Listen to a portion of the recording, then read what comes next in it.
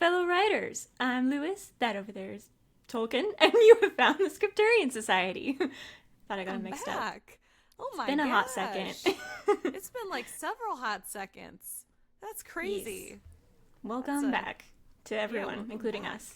Yeah, welcome back, Karissa, Catherine, Kathy. Yes. Amazing. If you guys hear the sound of baby cooing, that is my baby, my new baby Callahan. He is cooing. He's 8 weeks old. If you hear the sound of my other child, 2.5-year-old Riley, crying, that's actually probably the sound of Flora, my cat. Yeah, right I behind me. mistook. I was like, hey, is that Riley in the background? She's like, no, that is in fact the cat. That is the cat. It's like, and she does not hang out with me much these days at all since we moved. And I feel like there's something about recording where she's like, this is familiar to me. Let me come be in the way. Because she's like trying to get up in my lap right now. She never does that. There's a baby in her lap, Flora. Goodness. Yeah, excuse you, Flora. She's like, I don't care about the children. I don't care about the naked kittens. She does, that might also be why she usually avoids at me, is because I always have a child attached to me. And Riley is loud and insane. So. That's right. How old is he now? Fun. Is he 3? He's not 3. He's 2.5, but he is the size of a 4.5-year-old. And I know this because he has outgrown the 4T clothes. And he's so gangly and uncoordinated, and his love is so violent. When I was there, he did lay on my face in the middle of the night. So I thought that was a good step for us. But it was a strange affection. Yeah, he's definitely still like that. We're constantly like, don't jump on your brother's head. Just constantly. It's like, but what else am I supposed to do? Him. Exactly. He's like, but I just want to play with my baby brother Callahan. Why wouldn't I jump on him or lay on him? What else am I supposed to do? Yeah. But before we get started with today, we're going to talk about writing things, because that's what we do here at the Scripturient Society. Callahan welcomes you as well. I'm like accidentally like hiding his face from you guys, which I usually do on social media with my children anyways, but this is an accident. The mic is doing extra work. Yeah, the mic is a paid actor. Is that what they say? Is that what the kids say? I know. Dude, Gen Z slang is really kicking my butt lately. I'm like, I think I know what you mean, but I'm not totally sure. I'm not like 100% sure. The trends happen too fast. The one I hate, I genuinely hate it, is the 6-7 thing. First of all, I don't even know what it's maybe supposed to mean. And also, there are genuine situations in which you use 6-7. Like, if I'm saying I had, 6-7 crackers, I don't mean anything weird by that. I just mean I had 6 to 7 crackers. You're like, I wasn't counting specifically. We're somewhere in the range of 6 to 7 crackers. And then, now people will say it, and I'm like, I genuinely don't know if you're trying to be hip or if you're just giving me an accurate number count. Yeah. I didn't even know 6-7 was a thing that existed. But then Javi was showing me some video, and he was like, oh, I just hate 6-7. And I was like, you hate the numbers 6 and 7? What I thought it had something to do with that old joke that's why was 6 afraid of 7? And it's because 7, 8, 9. 8, 9. I genuinely thought that's what it was. I'm like, oh, because 7 is scary. And everyone's like, what? I mean, that makes more sense than what it is, which is I think that there's no...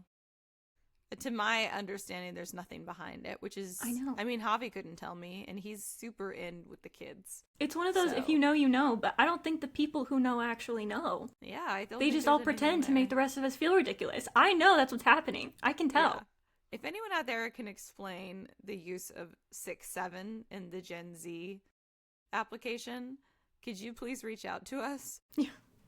I think that's probably also why we find these things either so strange or so frustrating, is because you're like, linguistically, there's nothing here. What is the etymology of 6-7? Understand? People in the future studying the downfall of our civilization would have no idea what this means. No, they have no idea. It's not fair. We're like, it was a code of some sort.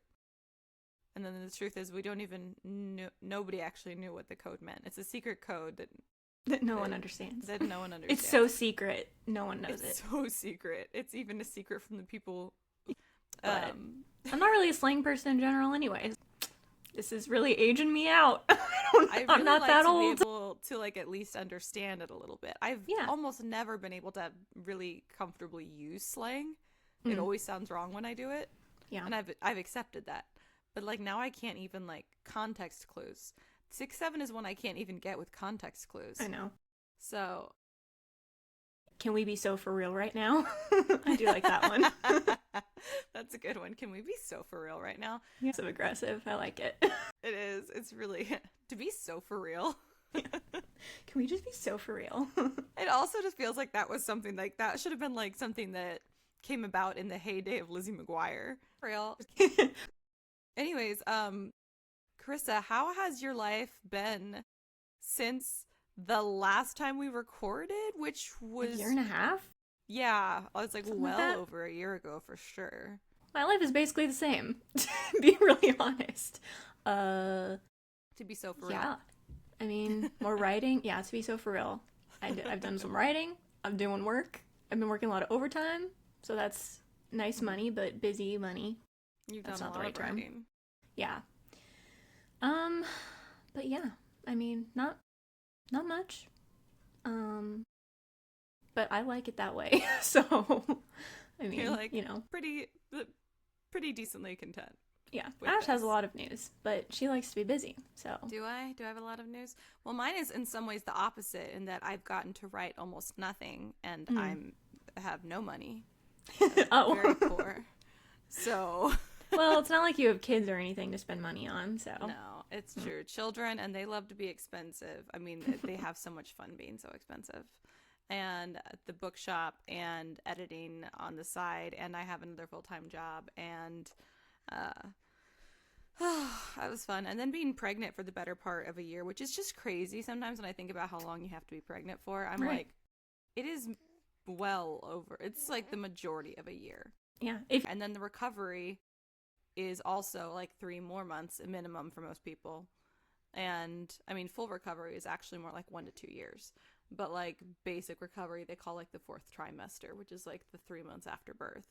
So anyways, I feel like that's just been zapping my everything and making life feel so much harder for the last year. Because being pregnant's not fun, and I kind of think that every woman who says that she loves being pregnant might be lying. I don't know if they're all lying intentionally.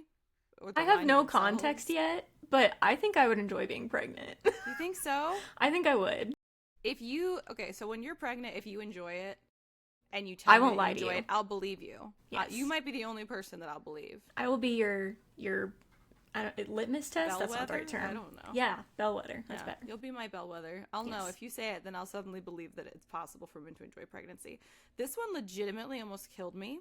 I had my appendix removed whilst That's right. pregnant.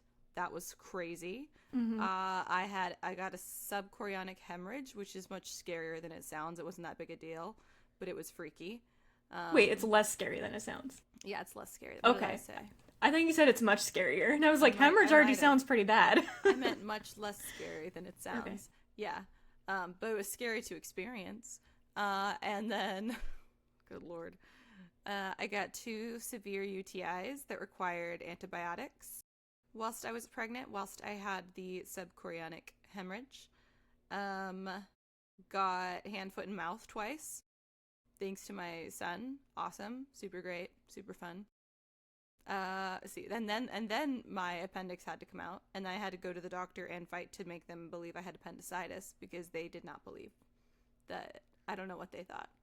And so I was there for 4 hours before they finally gave me 2 Tylenol. And I was like, This seems insufficient.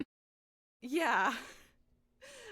I honestly can say I've not been in that much pain since I gave birth the first time. I was like, this is an insane level of pain. Anyone who's had appendicitis now. When my brother had it and he got his appendix out, I was kind of like, yeah, but you're kind of being a baby about it, aren't you?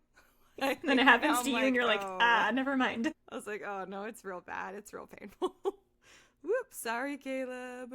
But anyways, so that was Yeah, for fun. context, like every time I texted Ash for the past year, I was like, hey, how are you? She's like, I'm in the hospital.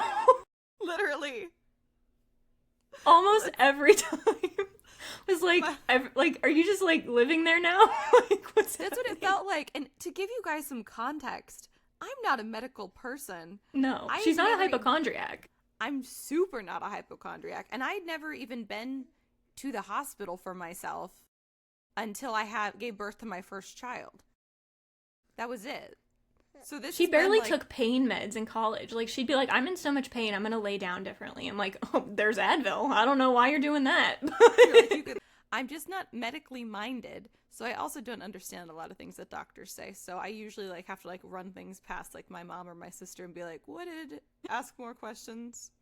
Like, what should I do here? So it's been super freaky. And then after having Cal, he was a C-section baby.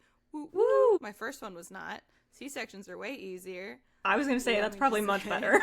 So much better, especially if you are prone to tearing. If this is your first time here, Welcome to a medical podcast disguised as a writing podcast. Yeah, exactly. Anyways, I tore very badly with my first one, which you all really needed to know. And my doctor was like, so given that situation, I would like to offer you the option of a C-section. And I was like, I'll think about that. And then I felt guilty for a while thinking about it because I was like, I don't know. It's some weird primal thing where you're like, surely my child will be best off if I give birth naturally, right? And then it's like, what? Why? It makes They'll never literally no difference. So went with the C-section. It was awesome. Immediately got mastitis twice, as I did with my first child as well. So that's cool. Went septic. That was cool. Didn't know I was septic. Was just like, I think I'm actually dying right now. And had to make my husband call the ambulance, which scared the hell out of him. Mm-hmm.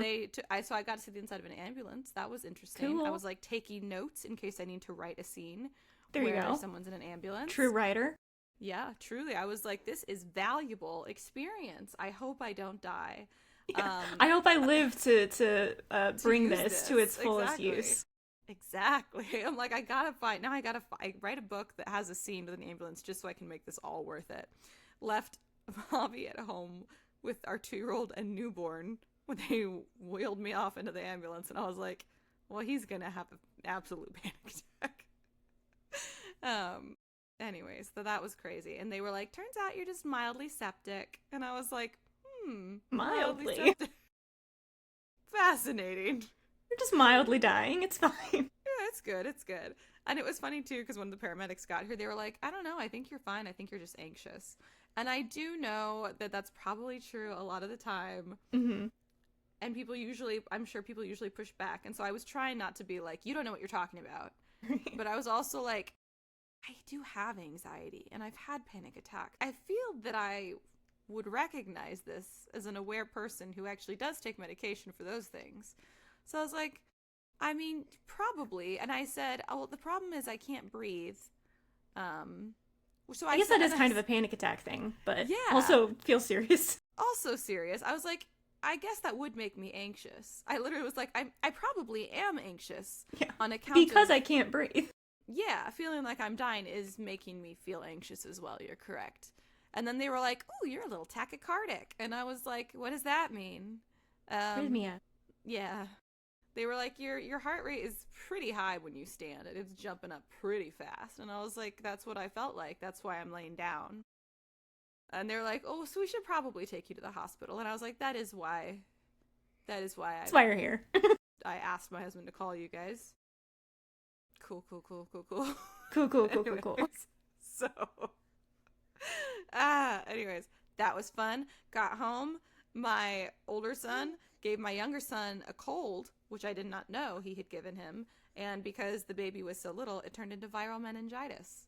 And then I did not know.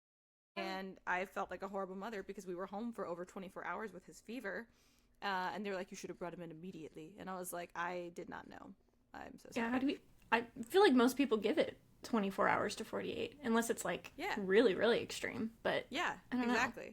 And it wasn't particularly, it's weird because there's like, fevers aren't as bad for kids, but there's this period when they're babies where if they're ultra new, they don't have the blood-brain barrier. So things like a normal cold can turn into meningitis. I did not know all of this. Anyway, so then we were in the pediatric ICU for a week. And that was terrifying. Luckily, he's fine. The doctors were like, you wouldn't know he's on death's doorstep. He looks so great. And I'm like, that's horrifying, but thank you. My children love to eat so much that even death will not keep them from eating. He gained weight while we were in there. Oh, God. It's amazing he's eating so well. And it's so funny because this one is Riley is my long bird-boned boy. This boy is completely average of height, but he is so dense. He is a thick, muscly, chunky boy. And I called him Mr. Chunk once in front of Riley, and now Riley calls him Mr. Chunk. So gotta be careful what nicknames you give him. You're gonna be Mr. Chunk forever. But the good news is you're way stronger than him, so you're gonna be able to beat him up, like, probably, like, in a few months. There you go. He's like, okay, whatever. He's also way grumpier than Riley was as a baby. He sleeps way better, but he's, like, very angry baby. Not fussy, just, like, he's just angry and grumpy, and his eyebrows usually just look grumpy. And he'll be nursing and just be, like, staring at me with the grumpiest face as he literally sucks the life out of me. And I'm like, I hate you. Exactly. I'm like, oh, I'm so sorry. Is my milk not good enough for you? Is me caring for your every need not enough? Yeah, I'm like, sorry, bud. Life's not getting any easier than it is right now. This is the best it will ever be. So sorry you're so discontent. Like, oh my goodness. So funny. Children are funny. Anyways, so that's been my life update. Everything else was just like normal things. We're just going to be dramatic about getting there. Yeah. So. You know, okay, your whole medical spiel reminded me of my medical spiels. I say, you guys have actually had a very medical year. Yes. Well, okay, so working backwards, my parents and I all had like a medical thing go on early this year. So we had like medical January. So at the end of the month, my dad had to get like a skin cancer patch removed. Yes, it was some kind of like very intense dental thing. She like couldn't eat like solid food for a while and stuff. She's getting her wisdom teeth out later this year now. And then I had to have my pacemaker replacement surgery. And the story behind that is that last May, I had like my normal checkup and they were like, cool, you look like you have like 16 months left. Everything's cool. It's like, awesome. I'll think about this in a year. And then in July, they called me and were like, hey, can you come in this week? I was like this, I have an appointment next month. They're like, no, we need you in like as soon as possible. I was like, okay. So I went in and they're like, well, it looks like other people who had that model were noticing that as it got to the end of its battery life, it would very rapidly lose battery. Ooh. And I'm dependent, so like I can't go down to 0. Like they usually don't let me go down like even to 6 months. And so they're like, really, your range is 2 to 32 months. And I was like, that is an extraordinarily unhelpful range. 6'7", 6'7". And the like system was just averaging it to 16. I was like, Kate, they need to not do that because 2 to 32 months is very different. I didn't know that. I knew you needed a replacement, but I didn't know that was why. It was kind of terrifying. And so then I had to book my appointment with my surgeon, and he was really nonchalant. He's like, okay, I'll see you in a month. I'm like, does that mean that you don't think it has you think it has more than 2 months? Or you're going to like tell me the surgery needs to happen the day after I meet you? Like, I didn't know. So I went in, saw him, and he was like, okay, let's plan it for December or January. I was like, okay, so you don't think it's 2 months. You think it's more than 2 months. He's like, yeah, it's probably not the low end of the range. It's probably more middle. Then I had to go in for that. Take it out now. Replace it right now, today. You do have to get to a certain battery amount before they'll replace it. Because when I was 18, that was the last time I had it done. I had the pacemaker tech like manipulate it so it would use battery power faster so that I could time it the way I wanted it to. They're usually pretty careful because I'm dependent. Like, if it goes out, I am dead. So then, I scheduled it for January. It's January 7th. And I remember that because it's just seared in my brain. I went in for the surgery, and I get really nervous because, like, I've had surgery since I was 2. I just, like, my worst fear is, like, I'll wake up in the middle or, like, you know, something will happen. So I go in for the surgery, and they're taking me back to the OR. They're asking me all these normal questions. They're like, do you have any kidney problems? Are you pregnant? Like, all this kind of stuff. I'm like, no, everything's fine. They're like, do you have any redheads in the family? I was like, what? I thought they were just kind of messing with me, like throwing in a silly question for fun. They're like, well, redheads can react differently to anesthesia, so we like to know. But yeah, my dad's dad was a redhead. So, like, my dad definitely has the gene, and there's about a 50-50 chance I have the gene. Yeah. So I was like, okay. They told me this, like, right before they were going to put me under. So they were like, okay, we'll keep an eye on you. You're like, well, that's my worst nightmare. Thank you for that. They asked me that before my appendectomy. Because I was like, no, I'm not a natural redhead. Right. That's why you're asking. And I'm not redheaded, but, like, I've been dyeing, you can't really see it in this lighting, but I've kind of been dyeing my hair a little, like bleaching it a little more. You can see it's more of a strawberry blonde. So I'm like, Yeah. I think I'm probably, like, I'm carrying the gene, but it's not, like, Yeah. demonstrating. Well, long story short, I did wake up in the middle of the surgery. And I could feel them operating on me. It was horrible. They put me under, and then I kind of, like, was dazed, and I was like, why do I feel like something's tugging at me? I'm like, that's weird. And then, like, the awareness just came over me, because it's, like, it's really painful. So I was like, I feel like I'm still being operated on, but, like, anesthesia paralyzes you, so I couldn't move. Yeah. So I couldn't tell anyone I was awake.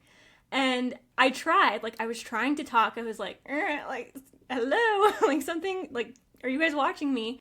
And, they, like, didn't notice for a really long time. But I literally just sat there, or laid there, I guess, and was like, I'm just gonna have to find a way to get through it. Like, I was praying, I was like, please, like, I don't know how to do this is horrible. And then I basically was in so much pain, I started to cry. And they noticed me crying. They could see the tears dripping out of my eyes, so they knew I was awake. Oh my gosh. And they put me back under. Like, it was supposed to be a 20-minute surgery with a 1-hour recovery. It turned into, like, a 40-minute surgery with, like, a 3-hour recovery, because they had to give me, like, I don't know what the dose was, but it was probably close to double. So it took me a really long time to wake up, and they felt so bad. And my parents were just like, it's fine. Like, I wasn't awake to say anything, because, like, they can't really do anything. It's, you know, whatever. Yeah. But, yeah. So I was like, I guess I definitely have the redhead gene. Yeah. And now I know that for the future. But it was that's deeply horrifying. Yeah, Maybe it was you'll crazy. Have a redheaded baby at some point. I know. I did think about that. But anyway, I think the reason it happened is apparently when you put a pacemaker in, they have, like, a little antibacterial, anti-something little sac that it's put in so your body doesn't reject it as a foreign object. It's supposed to dissolve. And apparently the one I got when I was 18, which was 12 years ago, did not dissolve. So it had embedded in the muscle. And I think that's what they were doing when I woke up. I don't think they were planning for it to, like, last that long or for it to be that painful, because they had to, like, tug it out of the muscle and everything. So I think that's why I woke up. I don't know if it would actually be that bad under normal circumstances. But yeah. This is so horrifying. I can't It really believe you let was. me lead with all of my medical experience. I forgot about it. So much worse. I try not to think about it. After I visited you, I visited Ash, and then it was my first time flying by myself. I flew when I was 12 once, and then I flew by myself, and I was very proud of myself for that, because I was really anxious.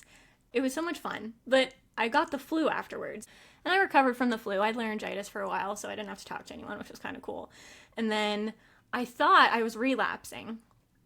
So I usually take, like, a ton of vitamin C to just, like, you know, push through illnesses or, like, you know, nip them in the bud. But all I had was vitamin C plus zinc. So I took a bunch of those. And I did not know that you can get something called zinc poisoning, and it can kill you. There's some kind of dose that is, like, it starts the lethal range. I took, like, 10 less. And I was in so much pain. Like, I actually think it was worse than the surgery. Like, I felt like basically there were live coals inside of me slowly burning out through the rest of my body. It was so horrible. And I felt so dumb because I had done it. It was, like, my own fault. I know. I started to tell people afterwards. I was like, yeah, I had zinc poisoning. Like, oh, what? You took that much zinc? I'm like, why did no one tell me this? Why did no one inform me that this was a serious issue? Out here know that you can't take that much zinc? I know. I didn't know. It kicked in like 15 minutes. I got so sick to my stomach. I was like, okay, I'll lay down. I had a headache. And I started to feel really bad. And I was like, I'm going to look this up. Maybe there's something to this. And I saw that you could die of it. And I was like, I feel like I'm dying. I went to the bathroom to try to throw up.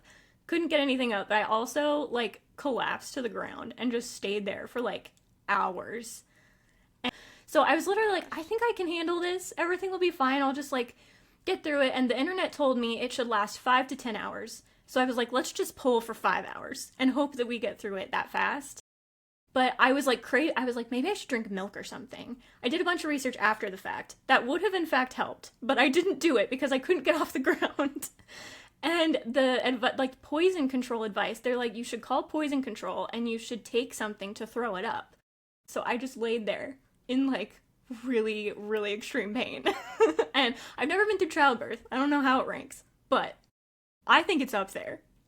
and it was horrible. Why So, didn't you call someone? Why well, didn't okay, you call me? my parents were there, but I think they just thought I was being a baby. Like, I think they were just like, okay, you'll be fine, because I just had the flu, so I think they were like, oh, she's still recovering. And my mom was worried. Like, she was like, do you want me to take you somewhere? And I was like, no, I think I'm fine. But then, she'd leave me alone for an hour, and I'm going through all sorts of, like, I was considering, like, appealing to, like, spiritual thing, like, I don't know. It was very crazy. I was like, maybe I should appeal to a demon. And I was like, no, we can't do that. That's wrong. Yeah, maybe not that. But yeah, we'll not do that. But it almost felt a little bit like a test. Consider that than going to the hospital. Yeah. They would have given you a glass of milk. I know. They would have throw up and given you a glass of milk. I couldn't speak. You've been okay. I don't know. It was terrible. But anyway. That's awful. So now I have waking up during surgery, zinc poisoning, and then when I was 12, I had pneumonia. Those are the worst pain I've ever been in. So now I have a ranking system. So. Oh my god. Yeah, I mean, I don't go to the hospital as often as Ash, but oh boy, Yeah. when I get sick or unwell, it is extreme. Oh my gosh. I wonder, the level of pain that you're describing with the zinc poisoning sounds a lot like the appendicitis, which felt a lot like childbirth. It's probably similar because it's not the same organ, but it's in kind of like the same region where it can feel like it's spreading to other places. Yeah. Yeah. It's kind of like an organ is rotting inside of you. That's exactly what it is. Yeah, so that would be painful. That makes sense. Yeah. Anyways, so it's just been medical stuff. That's all. We've just had very medical time, you and I. We are alive, which is an achievement. So this is good, honestly. So now we don't even have to be like, sorry, we disappeared with no warning, you guys. I feel that we've had some very we were actually dying. Actually dying. Yeah, crazy. So yeah, I don't know what the takeaway is. Don't take zinc. Tell the doctors you need your appendix out before the surgeon leaves. Yeah. I don't know how you prevent the stuff that happened to you. Yeah, mine. You just got unlucky. I've been very unlucky. Yeah. Let your surgeons know if you have a redhead in the family. Yeah, which is absolutely. also something I didn't know. Yeah. Sorry if you guys can hear my child angry snorting into the microphone. He's an angry snorter. I am an angry snorter, you guys. Oh my goodness. Well, today we were going to talk about dialogue because if you guys did not know, I own a bookstore in Hutto, Texas, and it's awesome. And it's called the Story Emporium and Bookshop, and once a month we do a writing workshop, and it's this weekend, and we're going to talk about dialogue. It is one of my favorite topics. And I've done minimal preparation because that is my tradition. That's the model. My Scripturient Society model. It's our business model. Ash does very little preparation and leans on Catherine, who is like, I have some notes here. And I have a sticky note of notes. She's got a sticky note of notes. It's amazing. Amazing. Anyways, so we're going to talk dialogue. If you guys are still here, if you after our medical did not stuff leave during our... They're like, we know so much about y'all's medical history. Gross. I think you can learn a lot. You can write these conditions better now. I will say, I am almost definitely going to write some kind of a book where someone gets poisoned by zinc. And that's like the murder weapon. I'm just saying. Ooh, that's smart. You learn stuff. I just finished an audiobook last night. I've been listening to a crazy amount of audiobooks that somebody died of iron poisoning. And that was crazy. I love it. I mean, not the death. Well, I kind of love the death, but the fictional death. Not the real people death. Yeah. But I'm going to use my ambulance experience to inform my book. A lot of my pregnancy experience. And a lot of like the postpartum like depression and stuff. Yeah, the book you have, I don't know if you started reading it, but the one that I sent you, I did sort of infuse a little bit of the like waking up and surgery stuff into that series. So that's exciting. Oh my gosh, so scary. I can't wait to read it. It's not as intense as I made that sound. It's more just like, I feel like my descriptions are really solid when it comes to like paralysis. I understand it now. It's crazy. I cannot relate to the pain because I did not experience pain. I learned when they do a C-section, they don't, they numb you to the pain, but you can't move and you can still completely feel sensation. So that was freaky because it feels like you're being tugged really hard when they're like cutting through you. And then when they pulled the baby, I felt like they tried to shove the baby up my throat first and I couldn't breathe, and then pulled the baby out. And then the baby sneezed immediately, which was crazy. I was like, your first breath and you sneezed. Welcome to the Why world, not? buddy. He's like, I'm allergic to reality. So that was funny. They were like, you're going to be able to feel everything. It just won't hurt. That's crazy. It just didn't hurt. I did not like it. It was freaky. Obviously, I'm glad that I didn't have the pain, but oh my God, it's weird so when crazy. stuff is supposed to hurt and it doesn't, but you can still feel it in some way. Yeah. That's weird. So freaky. Yeah. So freaky. Crazy. Anyways, I'm sorry. I'm going back to medical things. Good. I'm scarred. I'm still processing. This is just a therapy session. This is a medical therapy session disguised as a writing podcast. Yeah, exactly. Exactly. So, dialogue, which we have been treating you guys to copious amounts of. You're welcome. You're welcome. Well, I guess we could really quickly describe what dialogue is in case someone's like, what is the dialogue? That took me a minute for some reason when I was like in middle school to understand dialogue. Interesting. It's what's in quotation marks. It's speech. Yep. That's You can do like indirect dialogue, which is where you write something like, so-and-so told them what had happened. Like if you have like all these events that happen in the first half of the book and then a new character comes in and they need to be brought up to speed, you don't have to like actually explain it. I did this when I first started writing, where I was like, I'm just going to rehash everything in dialogue. That'll be fun. Everyone wants to just like recap in the middle of the book. And you don't have to do that. You could just be like, internal dialogue. Yeah. So-and-so They caught her up real quick. explained what had happened or told them about the thing that went down or whatever. And you can do it in small ways too, where it's like in the middle of a conversation, you can say like someone disagreed or someone, started yelling or something, if it's not like super important what the exact words are, which I do think would be a fun way for people to mix it up, because sometimes dialogue can get like bunched up if you have like way too much dialogue in a row, especially if it's only two characters talking. I think that's one of my pet peeves. So you can break it up with indirect dialogue, but you can also break it up with like actions. So like I love in that. quotation marks, so-and-so said, as they walked to the other side of the room, or something like that. White room syndrome, which is where you basically start talking about what characters are saying and whatever, but there's no context of like the setting. Like people don't know where to set this conversation. Like, is it outside? Is it in a room? Is the room blue? Is, how many people are in the room? So you want to give good descriptions, but you can also like intersperse them through the dialogue. So like, you don't have to info dump. Here are the exact, specifications of the room. You could say, start with the dialogue and then say, she walked to the rounded corner of the room, or where there was a couch, or, a lot of my characters tend to pace angrily, so I use that a lot for, like, settings. Your characters do pace angrily. Yeah. I don't know why. I don't really pace angrily, so I don't know why. I think it just gives me, like, you kind of use the whole space of the fictional setting, you know what I mean? So that's true. That's something I do. Like that.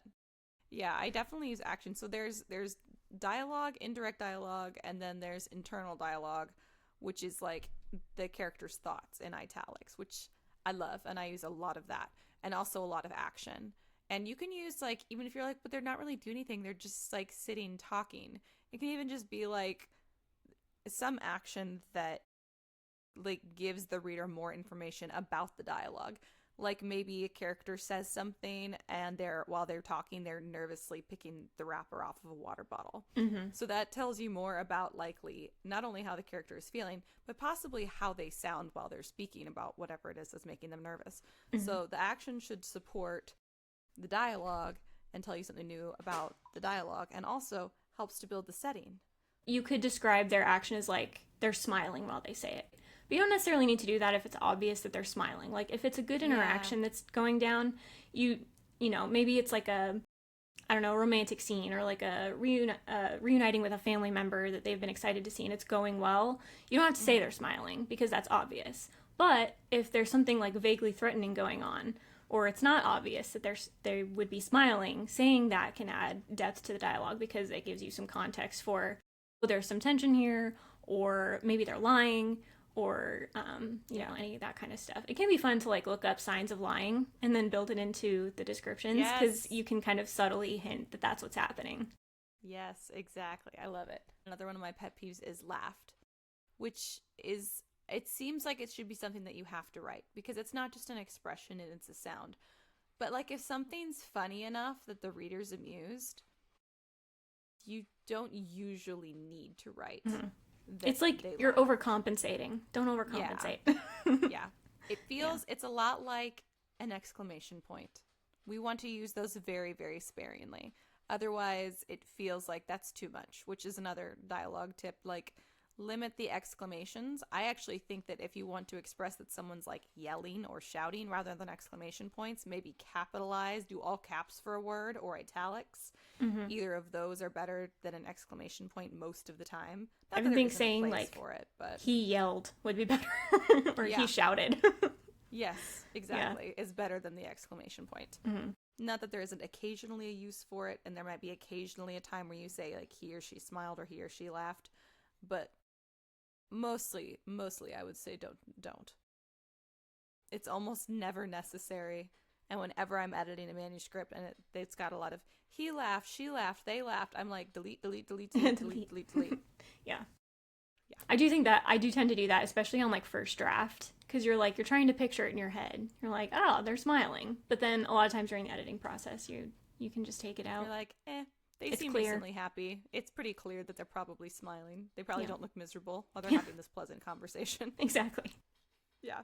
Yeah, and so one of my books, there's basically someone pulls kind of a cruel prank on everyone, and most of the people are upset, but one of the characters thinks it's funny, so he laughs. Mm-hmm. And that I feel like is a good use of it because he's different than all of something about that character. Exactly. Yeah. He's going to find things funnier rather than take them too seriously, etc.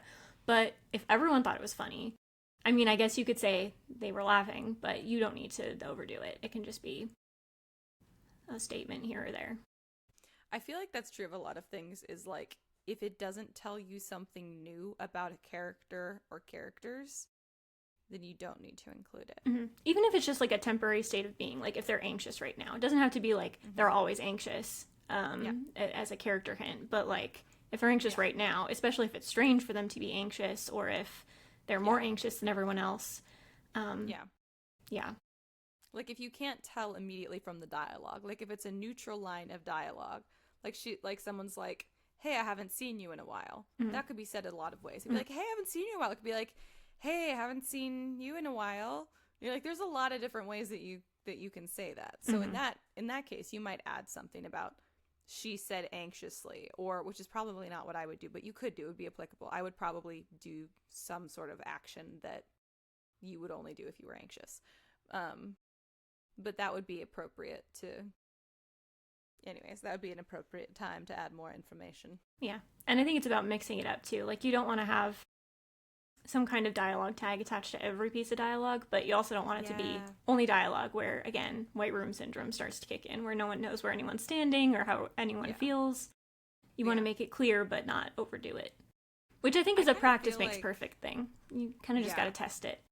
That's exactly what I was going to say. It's definitely practice makes perfect. A lot of things can be somewhat formulaic. I feel like this is maybe the least formulaic part of writing fiction, is when it comes to the dialogue and the balance of speech tags or action, internal dialogue, the external dialogue, the describing the setting. Like you want a balance, you want a mix of all of them, but the mix can be different ratios given the scene, given the writer, given the voice, given the story. So it can all be really, really different. But I do think that maybe this is the most valuable reason to hire a copy editor when you're a fiction writer. I mean, they will definitely help smooth out the prose, like the narration, and that's fantastic and super helpful. But maybe, at least for me, when I'm copy editing, I always find that I have the most edits to make for flow in this portions where there's a lot of dialogue. Like, that's where I'm like, we're doing the most work with the red pen here. Not because the dialogue is bad. It's almost always either tweaking just a word or two here in dialogue, but it's usually just including more action or a speech tag, or just changing it up so that it's not all speech tags, or it's not all action, or it's usually it's not line after line after line of dialogue and then a paragraph of action, because that's just not... Well, and I think it doesn't flow naturally. Yeah, I think people tend to go with their strength, right? So you might think like, oh, I have really good dialogue, so I don't need the action, or I'm Mm-hmm. really creative with word choice with the taglines or anything, so I don't need to have excessive dialogue. It's like, okay, but you need to get a good variety going, and I do think like you can be heavier in one or the other. Like I tend to be kind Yeah. of heavy on internal dialogue, and like that's Yeah. okay, but Yeah. you Just a can't part of your only, voice. yeah, you just can't have Yeah. only internal dialogue where like no one's ever talking to each other or Yeah. only, People I mean, definitely do lean into their strengths, which yeah, is good, but you can't forego right, all the other parts. you got to just put extra effort into the stuff. It doesn't come as naturally, but Yeah. yeah. um Speaking of slang, which we did earlier, i I really get annoyed, this is a pet peeve of mine, when there's too much slang in dialogue, and like fillers as well. So like the word or Yes. like what I'm That's doing right another good now, pet or peeve. like, or something. It's, Mm-hmm. you don't have to make your characters talk exactly the way that people speak. And movies do this too. Sometimes movies can have like more filler and everything because it's supposed to come a little more naturally, but you edit out a lot of the filler and the hedging and even a lot of the slang, because slang dates it. Because like we were talking about with Gen Z, like it changes, and now something that was really popular when you wrote it is outdated by the time it gets published or a couple years later. And filler bumps your word count in a way you don't need, which is really irritating when you're trying to cut word count. And it Mm-hmm. gives you, it makes you seem like you don't know what you're doing. Like you're unsure of what the characters Mm-hmm. are saying or doing. Characters need to be a little more confident, I think, even if they're insecure. Maybe Yeah. if you have one character who's very, tentative, very kind of, like wants to be in the background, maybe they use that kind of stuff as like a character quirk. But in Yeah. general, characters shouldn't be doing that because you can Yeah. edit that out. Readers are kind of adding that in their own Yeah. imagination. So Yeah. if it's being added on the reader side, you don't need to include it in the Very text, I true. think. And things like like stammering, like doing like that I before you Mm-hmm. say a sentence or whatever, is all of that is only in there to denote discomfort, Mm-hmm. typically of some kind, which I think is almost always better expressed by action or by Mm-hmm. a speech tag.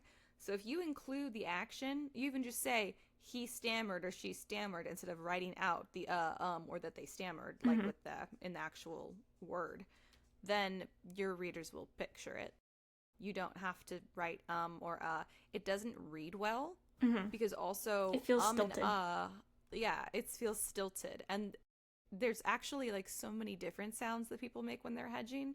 We write and but I think the part of the reason it does not feel authentic to read most of the time is that there's all kinds of sounds that are not just and phonetically and are just not, they're not going to grasp it all. Right. They And don't not flow everybody very well. hedges the same way. They Yeah. don't flow well.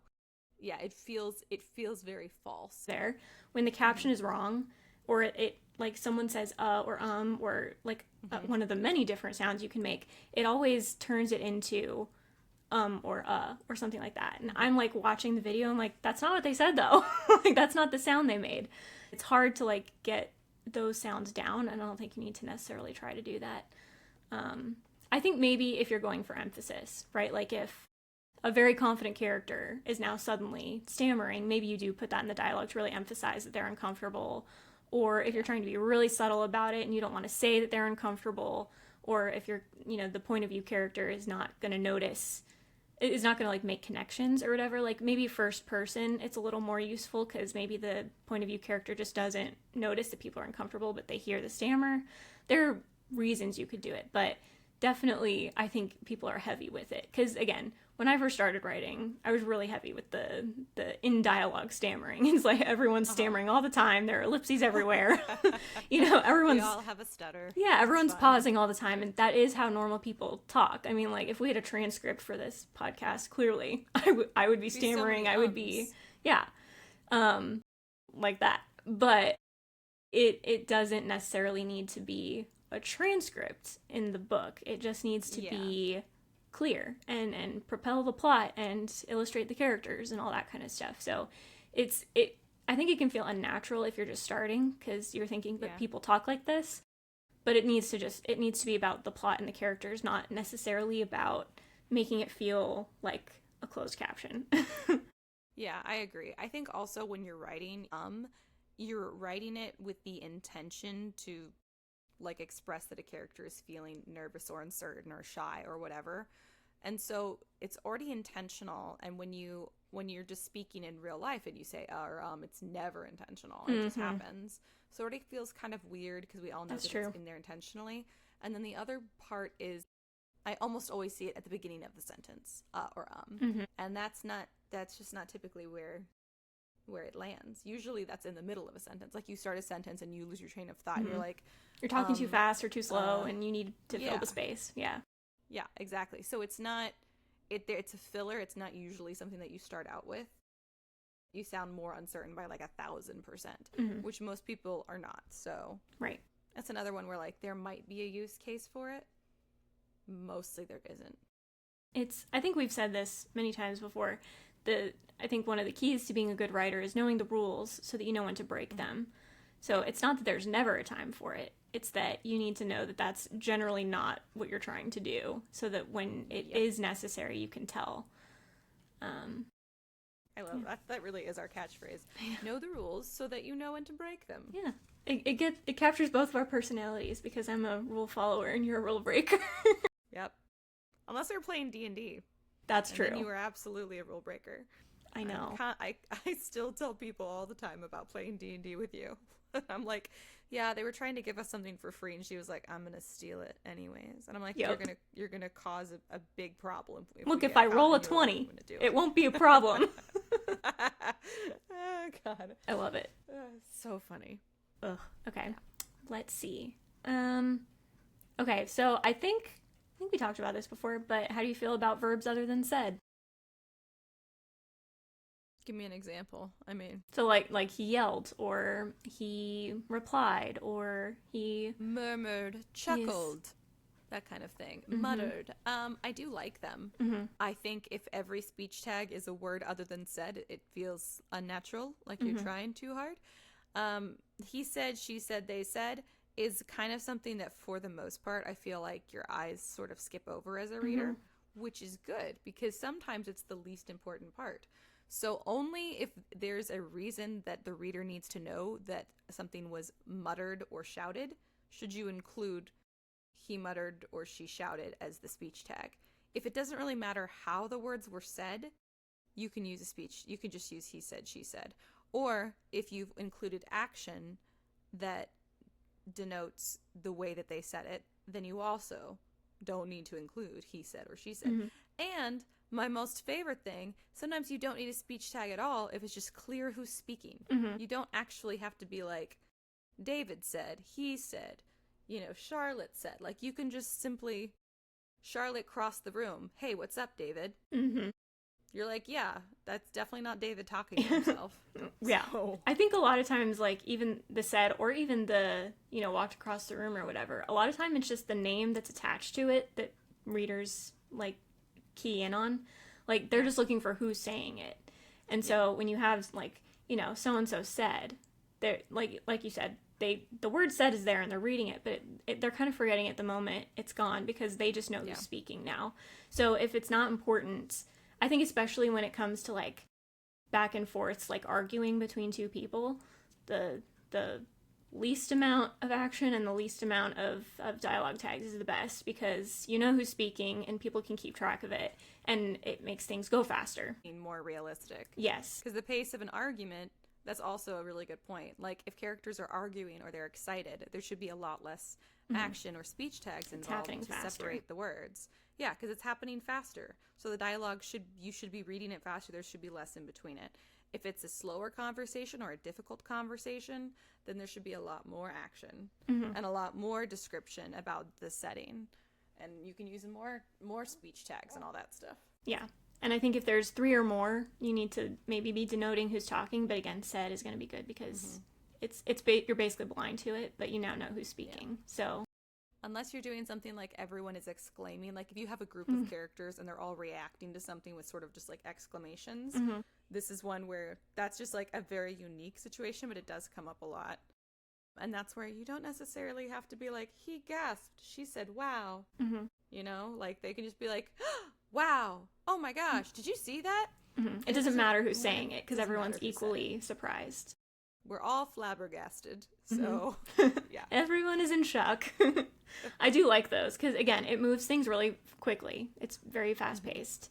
Having maybe 3 or 4 just quick succession exclamations of surprise without any names attached to them sometimes does a better job of indicating like the shock or the surprise than having it say she was surprised or they jumped or anything else like that, because it's just it's quickly moving. You're getting through a lot of paragraphs at once, and so it feels like even though the sentence they screamed in surprise is objectively shorter, it feels longer because it's like a longer paragraph or fewer paragraphs to work with. Yeah, exactly. Same for like action scenes or like battles. If you want the pacing in an action scene or in a battle to be swift, which I would say sometimes with like a battle scene, maybe you slow it down here and there, but for the most part, I think with battles and action, you want it to feel fast, and that's what makes it feel more realistic to people. If there's dialogue, you want to move from the dialogue to dialogue to dialogue swiftly. I would say actually too with the action, you want to move from action to action, you know? Yep. Like swords clanged, blood ran, you know. Yeah, not like the flowery, you know, several ideas in the same sentence. Like, for me, I always use the semicolons, but I don't use semicolons in battle sequences because you want the sentences to feel like they're their own thing and happening fast, not like it's all one thought. So. Yeah. I love a run-on sentence with a bunch of M dashes in there. Dashes are not for AI. I hate that everyone thinks that now. It's making me so sad. I always feel like defending you when people say it. They're like, it uses so many M dashes. I'm like, you know who else uses M dashes? Ash and other creative writers. Yeah, so how dare you? You know who else uses too many M dashes? Yes. It's me. Yeah, it's super me. But I love a run-on sentence with a bunch of M dashes, but that's not useful for battles or action, for fast-paced things. You just want short sentences. Yeah. So yeah, if like there's a verbal battle going on, the lack of dialogue tag can often be useful. Oh yeah. So. Yep. All right. This is my biggest pet peeve, and I've noticed it a lot lately in books I've been reading, which it's not necessarily incorrect. I just want to like give a PSA that this annoys me and I want people to stop. It's so like when you're writing dialogue for a character, the general idea is that you change the paragraph, you make a new paragraph when a new character starts speaking, right? I think that everyone, maybe you don't know that, but it's kind of a general rule. You change paragraph when a new character starts to speak. But I really, really hate it when 2 paragraphs, like in succession, like next to each other, are the same character talking. I don't understand why people do this. They do like, you know, like the initial statement and then an action, and then the next paragraph is the same character talking, and I feel like this is really confusing. That's so confusing. Because I'm like, hate it. It's a new paragraph. Why do we change paragraphs? I don't know who's talking now. So I don't like this at all. I don't know if it's a mistake or if I just am uniquely paying attention to it. I don't know. To me, it feels like a mistake. To me, it doesn't really feel like a choice because it does nothing. It's not even like where it does something unintentional that is not really what you want for the scene. It actually does nothing but be kind of visually jarring and make it hard to know what's going on. And I've done this occasionally, like if a character's giving a really long speech or maybe they're telling a long story, you can, you basically don't end the quotation at the end of the paragraph and you go to the next one and you start with a quotation and you keep them going. That's fine because you're basically, they're now speaking in multiple paragraphs, which is fine. Yeah. But it's when the quotation has ended and then the next paragraph is like an action, or the previous paragraph ended with an action and now it's the quotes again. I'm like, that doesn't make any sense. Or if it's only like 2 sentences, like just combine them into the same paragraph. This isn't a monologue. Exactly. If it's like a sentence and then it's like a couple paragraphs of action and then the person speaks again, obviously then you'd probably drop it to the next line. But yeah, if it's like a sentence and then like a line or 2 of action and then the character continues speaking, they're continuing to speak. It doesn't need a new line. That's confusing. I'm gonna assume there's a ghost talking now. Oh, like who's this? Where'd they come from? I know. Why? Yeah. I don't like it. It genuinely confuses me. So I've been kind of a stickler for that when I'm looking through my books now. I'm like, I've accidentally done it a few times, but I'm like, this is clearly a mistake. Like, I need to change it. It was definitely an error, but yeah. Those are mostly pet peeves. I do love dialogue. I mean, I feel like the last time that we did an episode where we talked about dialogue, so if you guys were like, this episode is full of nonsense and not applicable to me, we do have another episode on dialogue. And I remember saying something like, if you can't picture someone you know saying a sentence, then don't write the sentence that way. Mm-hmm. And I remember when I said that, I thought that that was really clear advice. And now I'm like, that doesn't really feel very clear, because probably if somebody is struggling to write dialogue, that feels like someone who probably has a hard time imagining. You're telling them what not to do, not what to do. Yeah, exactly. So that's if you struggle with dialogue, just as if you struggle with like the narration part, then hire a copy editor. But I also think you could just like watch the closed captions on a video where people are talking a lot. Look at the closed captions, because I know you think, well, I'm watching it, I'm getting the dialogue, but sometimes seeing it on the screen can be really helpful. It makes a difference. Yeah, like seeing something dialogue written is different than hearing it said. And you can see, like, does that sound or does that feel awkward when I read it as opposed to when I hear it? And you just have to understand the medium. Like, it's writing. It's allowed to sound awkward if it were, you know, perfectly spoken out loud. But it needs to feel right on the page. So you have to kind of bridge that gap. So, like, if you're a TV buff or whatever, maybe you watch YouTube, or I watch a lot of police chases and police encounters. Those are fun. So sometimes you put, like, the closed captions on. You can see the dialogue going back and forth, and reading it, I think, can help. I agree. So, Reading dialogue makes a big difference. Another tip would be read more books with more dialogue. Not every author uses a ton of dialogue, but you could just Google authors who use a lot of dialogue, and that, or authors with great dialogue, and then read them. And I would say I've been really into audiobooks lately, but to Catherine's point, the seeing it written out will probably make a really big difference if your goal is to improve your dialogue, which is kind of like an always tip if you're struggling with something when you're writing. True. Like, go read a bunch of stuff. Like, go read someone who's really good at that thing. And the more you read, the more you absorb it, and the more you sort of absorb the approach, if that makes sense. But I would say audiobooks are not going to be helpful. Right. Audible got me a couple months ago. I now have an Audible subscription, and I'm really not an audiobook person. But I listen to it in the car now, because now I have a car that will connect to my phone and allow me to read in the car, essentially. But I'm not a huge audiobook fan, but like audiobooks are fine, but you do also have to physically read. It's kind of like, it makes a big difference. Watching Oh, so what are you gonna say? Oh, well, I was gonna say, like, watching someone swimming is not gonna make you good at the backstroke. You know what I mean? Like, you have to actually get in the pool and do it. There's nothing wrong with watching people swimming. It's okay if you enjoy watching that. But, like, you have to actually do it. So, like, writing is sort of like that. Like, nothing wrong with doing audiobooks, but, like, at some point you have to actually be looking at the physical copy so that you can learn the skill set. Yeah. And audiobooks might be good if you're, like, for learning purposes. If you're listening to audiobooks, you might be learning things about, like, structure, story pacing, character development, like the more big picture developmental stuff. But for the actual on the page writing, you probably want to be reading the written word. It's going to be hard to get anything out of it otherwise. I have found that, because I listen to audiobooks like crazy, which, by the way, if anyone's looking for a way to support my independent bookstore, or any of your local independent bookstores, Libro FM is an audiobook provider that you can now sign up through a bookstore. So not every bookstore has it, but we do.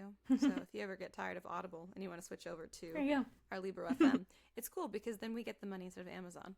Not that I'm anti-Amazon, it's very useful for things, but anyways, so I've been listening to, and because support your local bookstore, please, we're dying. So as a bookseller, I get free access to a bunch of advanced listening copies, or ALCs, on Libro FM, and it's fantastic. So I've been listening to audiobooks like crazy, but I have found that for things like fantasy, I cannot listen to audiobooks. There's too much that I'm missing. I can't keep track of it. I need to read. I'm like, the setting and the world building is so important in fantasy. I can't follow it the same on an audiobook. Whereas thrillers, I can. That's what I was going to say. The appeal of thrillers is like beats. Yes. You just got to get the beats of the story, and it's enough for it to be entertaining. But if you read a fantasy and you're missing all the world building, it usually doesn't make sense. Yep. Especially because there's like terminology often being used that like doesn't exist outside the books. You're like, wait, what did they just say? Whereas in like a thriller or a contemporary or romance or whatever, it's probably terms you know about. 100%. Yeah. I would say my exception to this, if someone's like, but I really want to listen to a fantasy audiobook, The Night and the Moth by Rachel Gillig. That was actually, that audiobook I found a lot easier to follow than typical. We should do an episode on audiobooks because I feel like there are certain stories that just translate really well and some stories that don't. Mm-hmm. And I've been studying it. I'm like, okay, if I want to be accessible on Audible and on the written page, what are some tactics to follow there? Because Audible, what a good topic. Yeah, audiobooks are a thing. Whether I like it or not, they're not my favorite, but I am trying to learn it because I want to appeal to everyone who I can. It's true. So it's true, and I would say as a format, it's just as important as having paperback and hardcover nowadays. Mm-hmm. So yep, that's such a good topic. Yeah. Next topic will be cool. Come back. Coming if you soon. Want to hear how to write for the page and the ear? That was good. That'll be the tagline. The page and writing for the page and the page the ear. And the ear. The page and the ear does have a certain fantasy young adult title vibe to it. Like you really could does. see that on a shelf. It's because it's a noun and a noun. Yep. And we love a noun and a noun. So true. I'll never not love it. I think this was a good like first topic to get back into things because we talked about it before. So there is more on it. If we miss some stuff, you guys can go back and listen to that episode. Absolutely. But kind of gets us back in the groove of things. This was so fun. I'm so glad that we came back. Oh, and here's some fun updates for you writers out there before we sign off. So, if you did not know, the Scripturient Society is a production of Story Siren Studio, along with That Pretentious Book Club, and also, in addition to podcasts, we host writing retreats. And as Karissa mentioned, actually, because she came to the first one that we did, and it was wonderful. And she taught a workshop on world building, and it was so fabulous. I think about it every single retreat because I'm always like, oh God, I want to offer that one again. So if we can get her to come to another retreat, maybe we can get the world building workshop again because that was fabulous. I have a workshop on finding your voice as a writer that I really feel like I'm kind of nailing it. Nice. And a new one that is on how to sort of like test your story ideas to see like which one is worth pursuing in the moment. And that has actually just been incredibly useful for me. So right now, those are my two favorite workshops, which is, I guess, is just me bragging on myself. None of this is the point. So we host writing retreats for women. Sorry, boys. You're going to have to go host your own retreats. I encourage you to do that, but that's not what we do here. It's on you to start your own. Yep. We're just a bunch of girlies doing stuff for the girlies. But we have, let's see, right now, our last summer writing retreat actually is happening in Montana. And then this fall, we have in October a writing retreat taking place in central New York. It's beautiful and rural and gorgeous. And that is actually the one that I'm going to be going to now.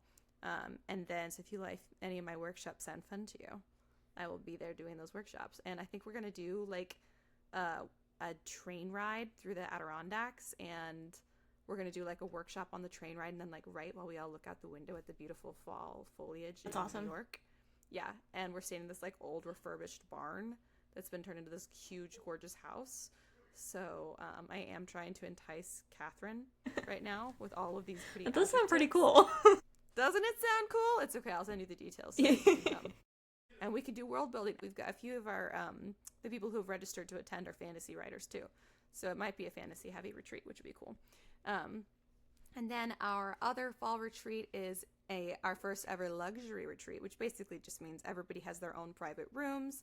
And whether you sign up for it or not, everyone gets the inspiration package, which basically means it includes all of the excursions. So I think for the New Orleans retreat in November, they're going to do a midnight ghost tour around the city. They're going to Café Du Monde, and there's something else I forget.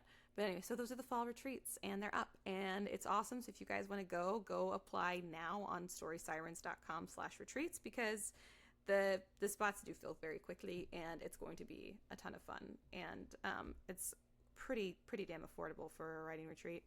Oh, and then if anyone's ever wanted to travel internationally, we've officially booked our venue for the summer 2027 Italy writing retreat. Ooh.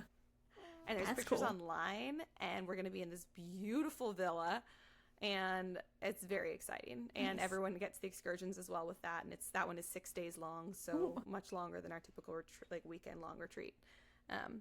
So Karissa That one does and I sound will fun. see you there, right, Karissa? That does sound pretty cool.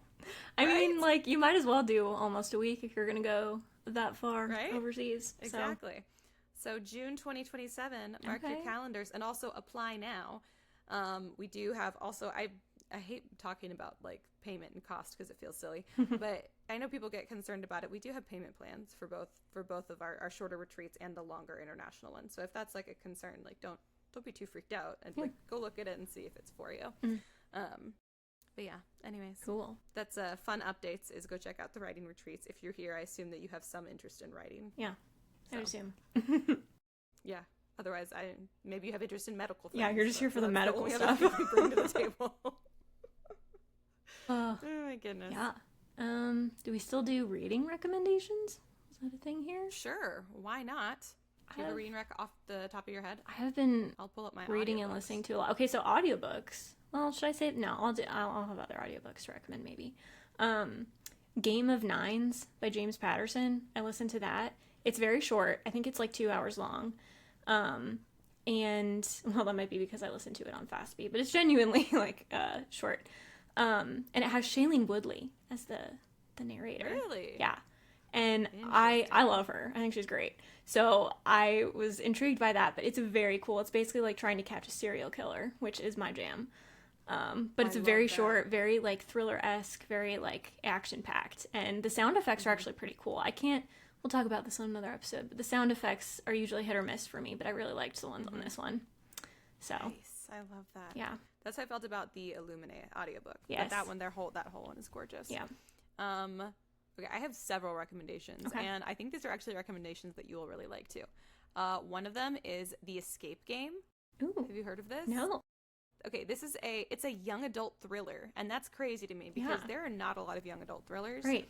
And it's co-written by Marissa Meyer and someone named Tamara. It's either Tamara or Tamara Moss or Tamra Moss. I never know how to pronounce this spelling, but it's these teenagers who are on this like reality escape game show, and it's crazy.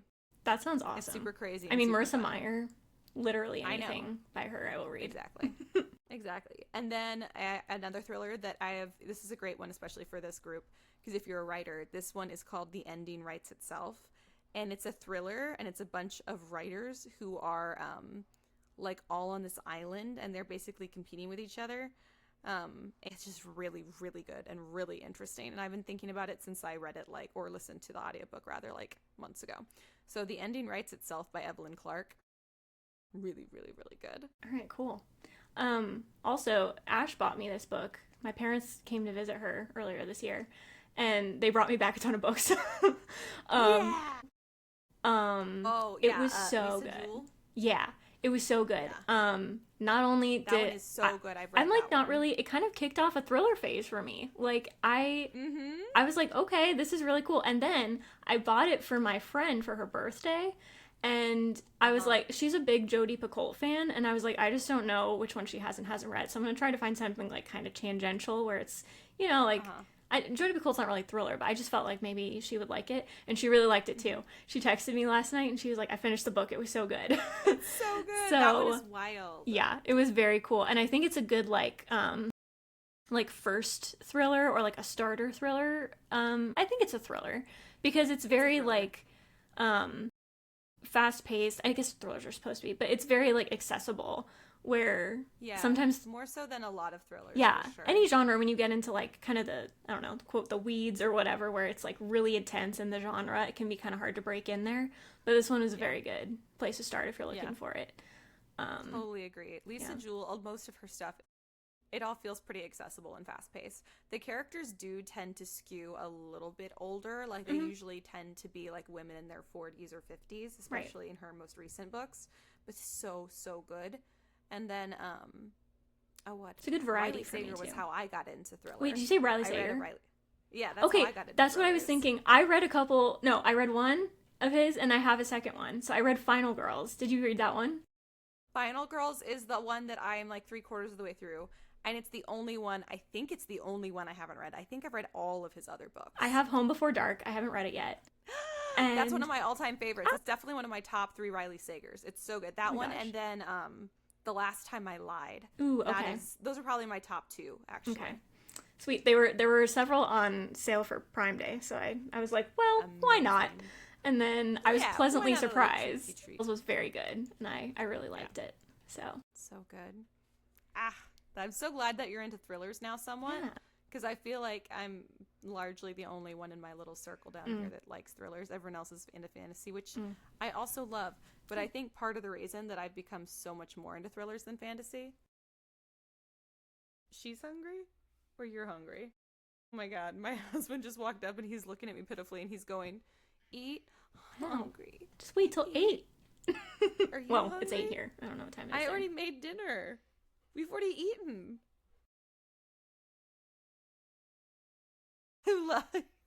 Make a sandwich. Yeah, hey, make a sandwich. You can make a fluffernutter. I made a fluffernutter earlier. No?